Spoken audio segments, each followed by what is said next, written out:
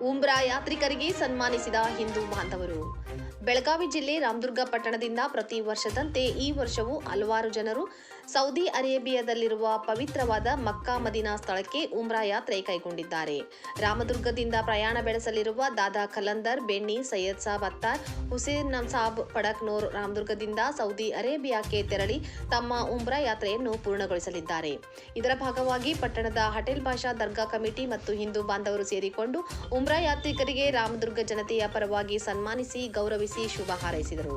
ರಾಮದುರ್ಗದ ಜಾಮಿಯಾ ಮಸ್ಜಿದ್ನ ಜಹುರ್ ಹಾಜಿಯವರು ಉಮ್ರಾ ಯಾತ್ರಿಕರಿಗೆ ಮಾರ್ಗದರ್ಶನ ನೀಡಲಿದ್ದಾರೆ. ರಾಮದುರ್ಗ ಪಟ್ಟಣದಲ್ಲಿದ್ದ ನೂರಾರು ಜನರು ಸೇರಿ ನಂತರ ಎಲ್ಲರಿಗೆ ಭೇಟಿಯಾಗಿ ಮುಸಫಾ ಮಾಡಿ ದುವಾ ಮಾಡಲು ಹೇಳಿ ಅವರೆಲ್ಲರಿಗೂ ತಮ್ಮ ಪ್ರಯಾಣ ಸುಖಕರವಾಗಿರಲಿ ಎಂದು ಸೃಷ್ಟಿಕರ್ತನಲ್ಲಿ ದುವಾ ಮುಖಾಂತರ ಬೀಳ್ಕೊಡುಗೆ ಮಾಡಿದರು. ಈ ಸಂದರ್ಭದಲ್ಲಿ ದರ್ಗಾ ಕಮಿಟಿಯ ಅಧ್ಯಕ್ಷರು, ಉಪಾಧ್ಯಕ್ಷರು, ಪದಾಧಿಕಾರಿಗಳು, ಸದಸ್ಯರು ಮತ್ತು ಲಕ್ಷ್ಮಣ್ ಸಾವಂತ್, ಅನಿಲ್ ಘೋರ್ಪಡೆ, ಅರುಣ್ ಕರ್ಜಿಗಾರ್, ಲಕ್ಷ್ಮಣ್ ಮಾಳದ್ಕರ್, ಮಂಜು ಮಾಳದ್ಕರ್, ಮಧು ಮಾಳದ್ಕರ್, ವಿಷ್ಣು ಸೋನುಲೆ, ಪ್ರಕಾಶ್ ಬೆಳಗಲಿ, ಹಟೇಲ್ ಸಾಬ್ ಮುರ್ನಾಳ್, ಸೈಯದ್ ಅತ್ತಾರ್, ಆಸಿಫ್ ಖಲೀಫ್, ಮೆಹಬೂಬ್ ಅತ್ತಾರ್, ಶೋಫಿ ಕಲಾದ್ಗಿ ಇನ್ನಿತರರು ಉಪಸ್ಥಿತರಿದ್ದರು. ವರದಿ ಅಫ್ತಾಬ್ ಸರ್ಮುಲ್ಲಾ, ರಾಮದುರ್ಗ.